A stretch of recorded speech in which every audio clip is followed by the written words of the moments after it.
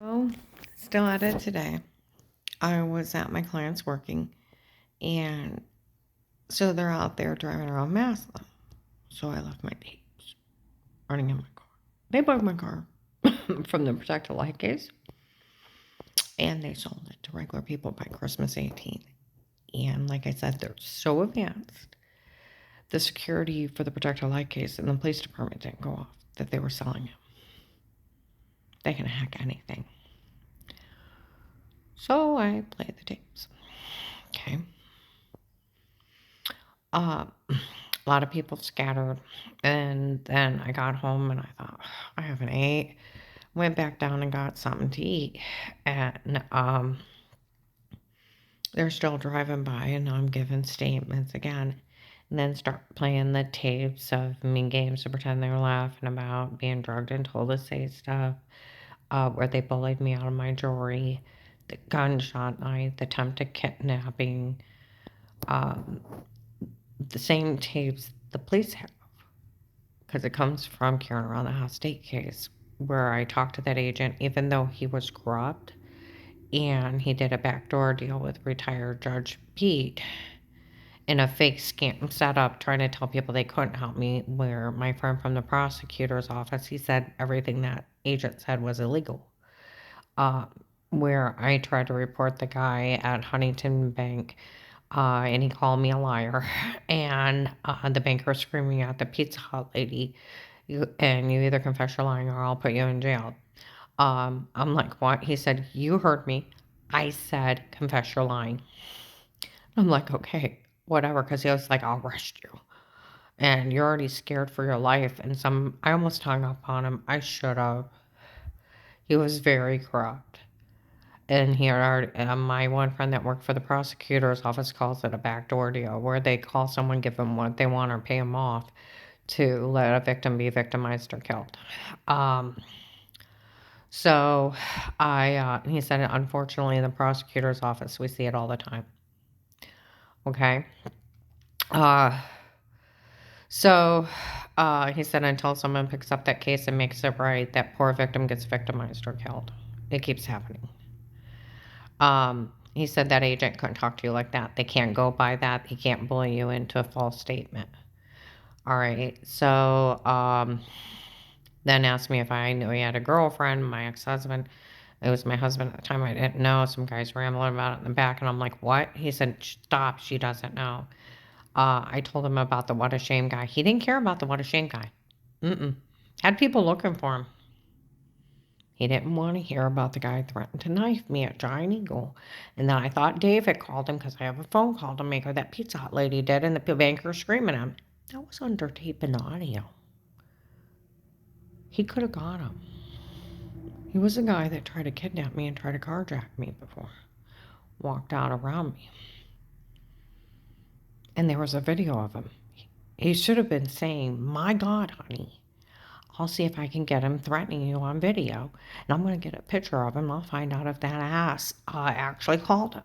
He said, or that Pizza Hut lady, I'm going to find out who's paying her to stalk you.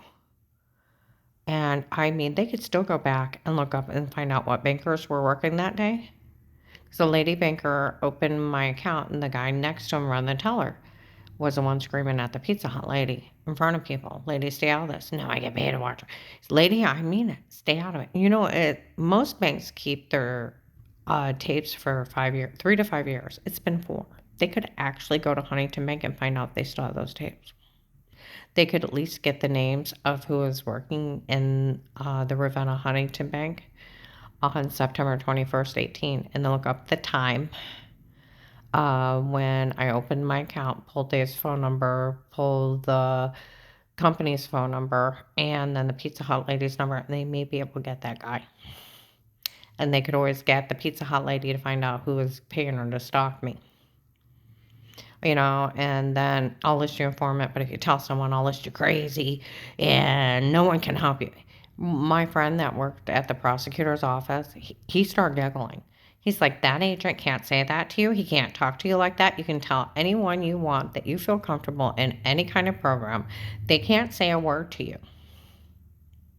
He said, and he can't list you crazy for telling someone, and he don't have enough authority to tell people they can't help you. He said that's illegal and they can't go along with it. And that is a setup.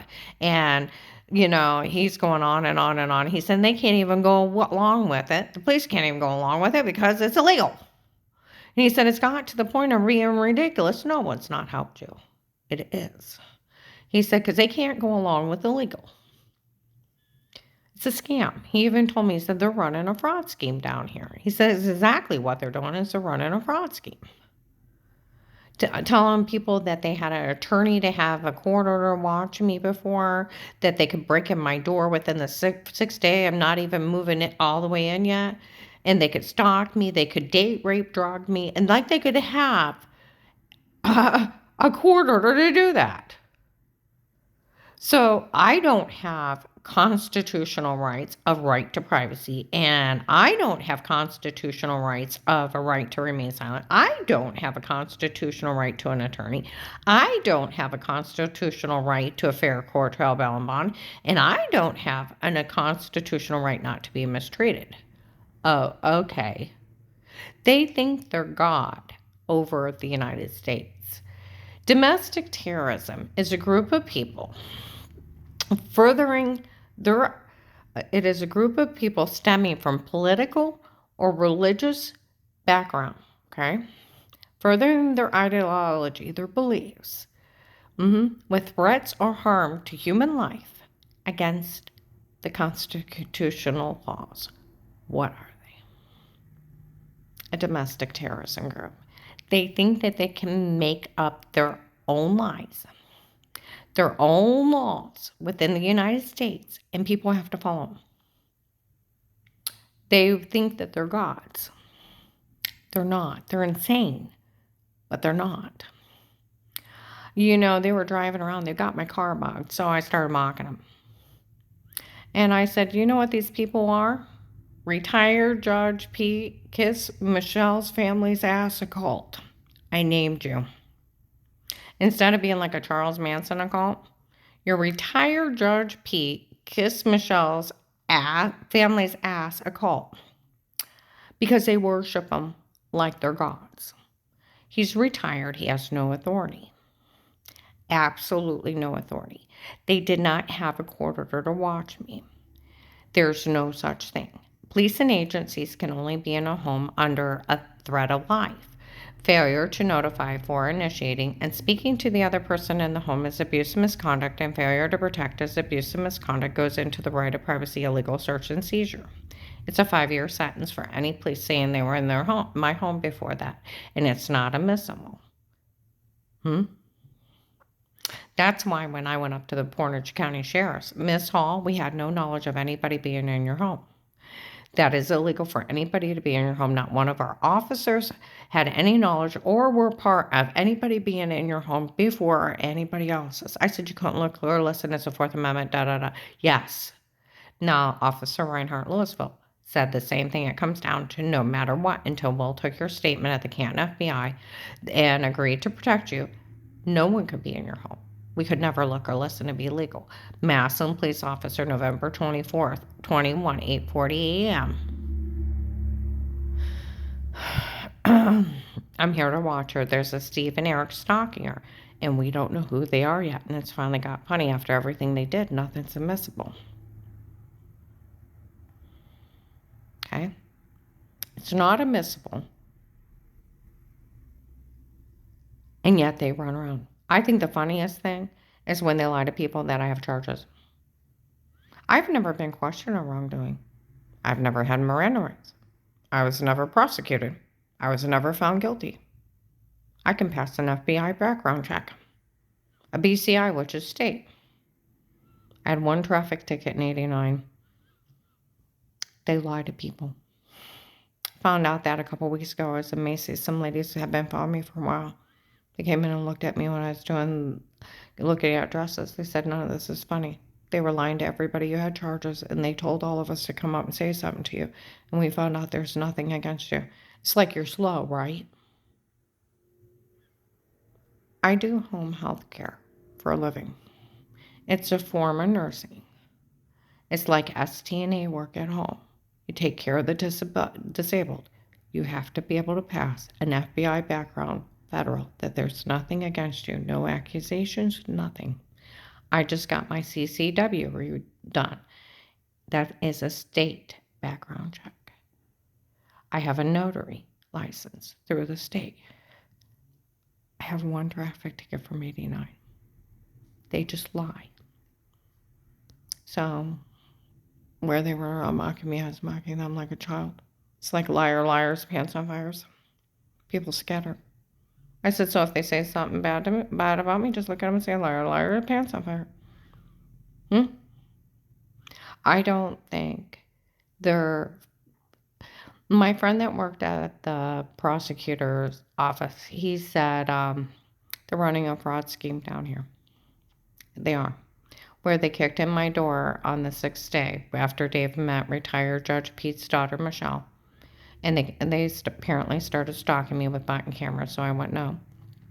I guess they photoshopped a shower scene. Over 10 people told the Canton police that around here, okay?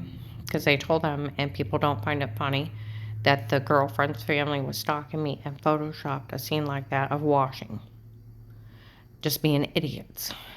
Well, they were also breaking in, roofing drinks, and stabbing me with amnesia drugs in my sleep. And I'd wake up with bruises and I didn't know what was happening. They lied. They had sodium pentothal reports, and then laughing in the neighborhood they used ecstasy.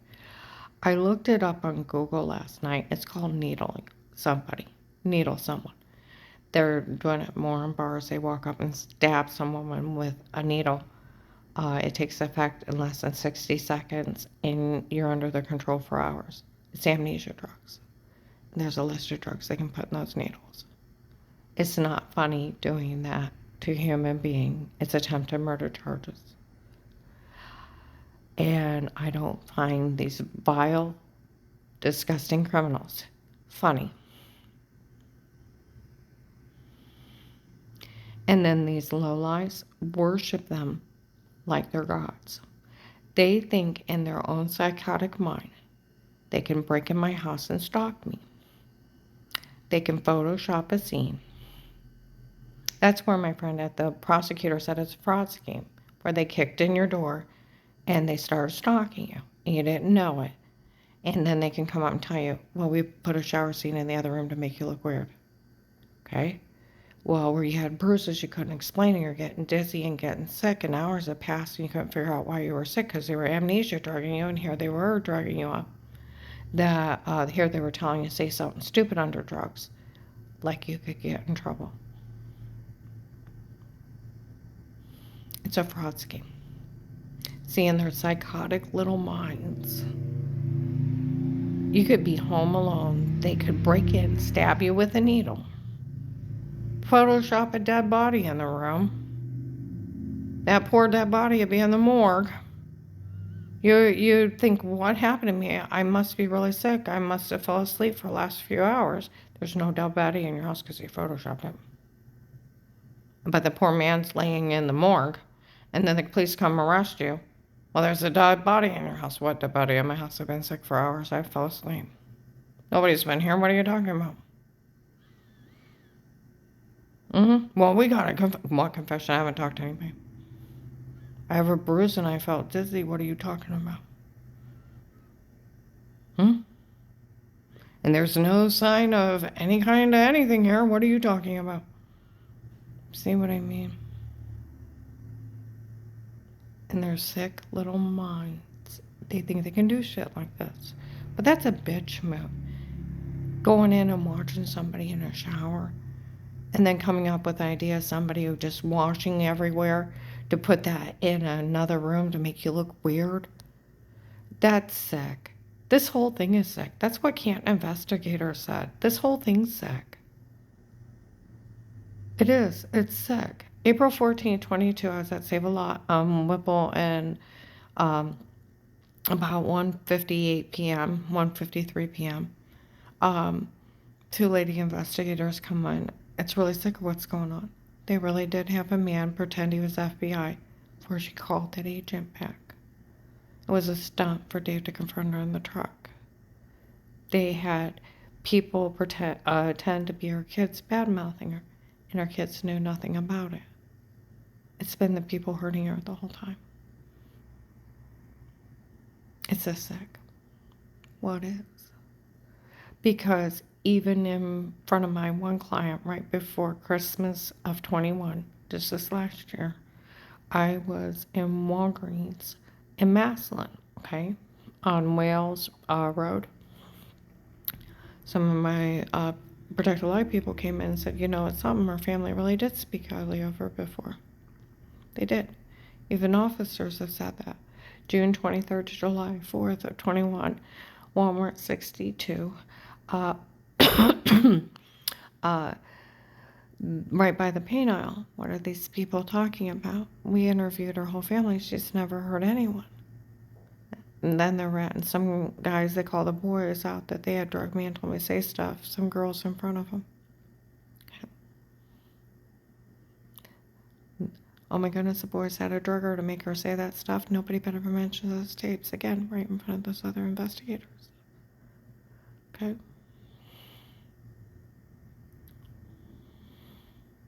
They tape an audio in every aisle in Walmart. And they're the best tapes. They found Memorial Day weekend 2019 food counter. A white woman break into an African American man, Michelle's mother. For it's my daughter her husband dates. He met her in Ravenna at a store. It's for my daughter they did all this for, and our family watching her doing this. And for who's Karen's rich boyfriend, but the state of Ohio who protects her, mocking me for being a protected person. Okay? Well, August 10th or 11th, 22, Walmart 62 again, I'm by the hair salon. They're in there mocking me. Now, the case, a lot of officers call it Karen around the house state case. Some of them call it Karen's will, okay? And they joke around, I'm Karen's will for the day. Will was supposed to protect her, okay? Their dragon-head mothers in there. Look, it's Karen's will. She's actually showing her face in public. It's like, shut up, bitch. I didn't say it, but I thought. I almost died to save my family. Okay? I walk off, they're following me. We called Will. We explained Michelle. And he said that no one had ever helped her. It's funny. They're actually going along with it instead of doing the right thing. It's not funny. And that's when I got to thinking about how mean he was. And it is a setup. And my friend from the prosecutor said it's exactly what it was a setup. And they can't go along with it. They can't use it because it's illegal what he said. Everything that agent said was illegal. The only thing legal he said was listing the informant, and then all the promises that go with the informant thing. It's a witness protection program, different agency. And he told me too, he said, you know, for one thing, once the government agrees to protect you, they can't unprotect you no matter what. Someone try to kill you. They can't say good luck on your own, see you, bye. Failure to protect is abuse and misconduct. They can put you in a different protection program, but they can't just drop you for any reason. And Will knew it was retired Judge Pete's family doing it, Dave's girlfriend, and he knew they went up and pretended so it looked like the FBI was helping him. It was one of their goofy friends at Pamers the night before. I called him back, and he knew they were date rape, drugging me, and stalking me, and he didn't get me out there. He needs to go to jail.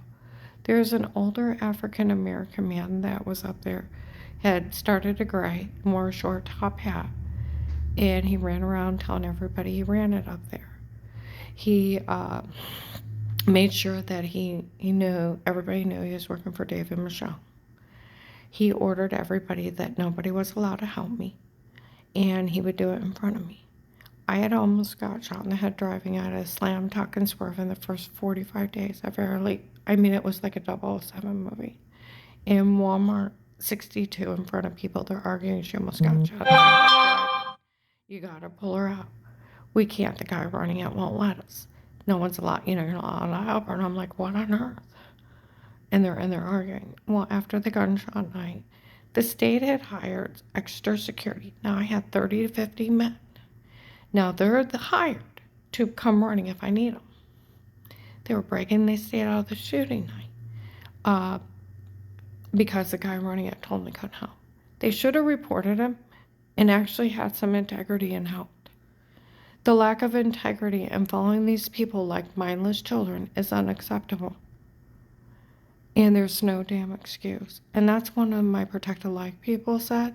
There's no damn excuse for any of this. I was found innocent of everything in 18.